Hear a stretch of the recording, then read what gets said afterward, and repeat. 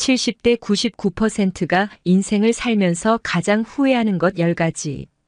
1. 더 많이 저축하라. 은퇴 이후 가장 큰 문제는 경제적인 어려움이라고 합니다. 고정 수입이 줄어드는 탓에 생활고에 시달릴 수 있습니다. 젊은 나이에 저축을 하지 않으면 은퇴 이후 빈곤층으로 전락하게 됩니다. 2. 아내를 상전으로 모셔라. 이 대목은 남자들에게 해당합니다. 젊은 나이에는 아내가 소중한 것을 잘 모릅니다. 하지만 늙으면 아내 외에는 당신을 챙겨줄 사람은 없습니다. 자식도 소용없을 수 있습니다. 평생 아내에게 덕을 쌓지 않으면 나이 들어서 천대받습니다. 선배들의 생생한 조언입니다. 3. 노년을 함께 할 친구를 만나라. 배우자 다음으로 친구가 가장 소중합니다. 자식들은 바쁘다고 얼굴 보기 어려울 것입니다. 평생을 함께 할 수 있는 친구가 없다면 노년은 외롭고 쓸쓸할 것입니다. 4. 자식과 대화를 많이 하라. 자식들과 평소에 대화를 많이 하지 않았다면 노년의 소중한 친구 하나를 잃는 셈입니다. 늙고 병들면 자식들에게 의지하게 됩니다. 자녀들과 진정으로 소통하지 못했다면 노년이 불행할 것입니다. 5. 건강을 관리하라. 특히 치아를 소중히 하라. 건강이 중요하다는 사실은 누가 모를까요? 하지만 젊어서는 잘 모릅니다. 평생 운동과 식단 관리로 건강을 유지하는 습관을 가져야 합니다. 그 중에서도 특히 치아 관리를 잘해야 합니다. 치아는 하루아침에 좋아지지 않기 때문입니다. 6. 배움을 멈추지 말라. 요즘에는 70대 이상의 노인들도 컴퓨터를 배우고 새로운 도전에 나서고 있습니다. 평생 공부하고 배우는 일을 멈춰서는 안 됩니다. 배우려는 열정이 있다면 인생 2모작, 3모작도 가능하다고 전문가들은 조언합니다. 7. 평생 할 취미를 만들어라. 취미라고 해서 골프 등과 같이 돈이 많이 들어가는 것일 필요는 없습니다. 등산과 가벼운 산책, 독서 등과 같이 큰 돈이 필요 없는 것들도 많습니다. 취미를 부부와 함께 하는 것이 가장 좋습니다. 물론 친구들과 어울려 친목을 도모할 수 있는 취미 생활도 추천합니다. 8. 일기를 쓰고 기록을 남겨라. 은퇴한 나이에 생각해보면 자신이 살아온 인생이 허무하고 덧없이 느껴질 때도 있습니다. 그럴 때 평생 자신이 걸어온 발자취를 돌아보고 정리하는 것이 필요합니다. 그렇게 하기 위해서는 젊어서부터 기록을 남기는 습관이 요구됩니다. 일기를 매일 쓰라고 말하는 것은 아닙니다. 다만 틈틈이 기록하고 사진 등을 남겨놓으면 나중에 자신의 삶을 정리하는 데 도움이 됩니다. 가족들에게 남겨줄 소소한 자서전을 써보는 것도 좋습니다. 9. 연금과 보험을 들어라. 저축과 같은 맥락입니다. 노년기에는 뜻하지 않게 목돈이 들어가는 경우가 많습니다. 대부분 건강과 관련된 비용입니다. 연금을 통해 안정적인 생활비를 충당하고 보험으로 예상하지 못했던 질병에 대비해야 합니다. 아깝다고 생각한다면 어리석은 행동입니다. 10. 좀 더 도전하고 여행을 많이 하라. 그렇습니다.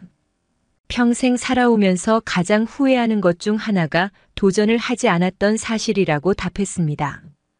이어 여행을 떠나지 않았던 사실을 안타까워했습니다.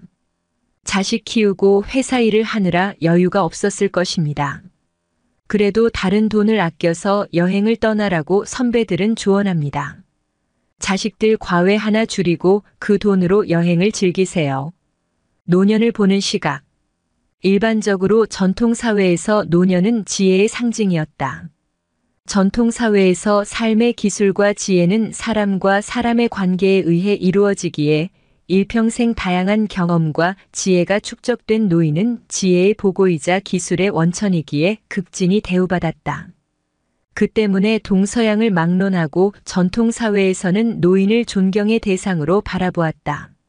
그렇지만 생물학적으로 노년기는 죽음을 앞둔 생명의 퇴화기이다. 마냥 긍정적으로만 볼 수는 없다. 노화에 따른 신체적, 정신적 위기는 본인은 물론 주변인에게 고통스러운 일이다. 분명 늙는다는 것은 어느 한쪽으로만 볼 수 없는 양면성을 지니고 있다. 나이 들어가는 것을 의미하는 한자어인 노, 에이징의 뜻도 긍정과 부정 두 의미가 동시에 내포되어 있다. 노련미, 노익장, 노숙과 같은 단어에서 노자는 오랫동안 경험을 쌓아 무르익었다는 의미를 지닌다. 반대로 노추, 노쇠, 노둔과 같은 용례는 오래되고 낡았다는 의미이다. 노년이 상징하는 바도 긍정과 부정의 인식이 혼재되어 있다.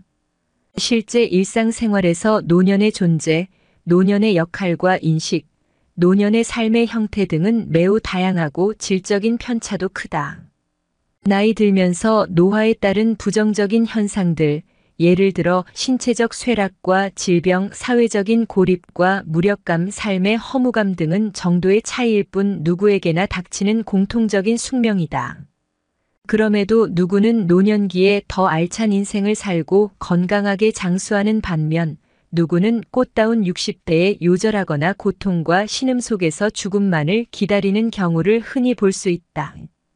그 차이는 기본적으로 나이 들어가는 자신의 모습을 긍정적으로 받아들이느냐 아니면 부정적으로 받아들이느냐가 중요한 변수로 작용한다. 한 예로 고대 그리스 시대 아리스토텔레스와 소크라테스는 노인들을 쓸모없는 존재로 바라보았다.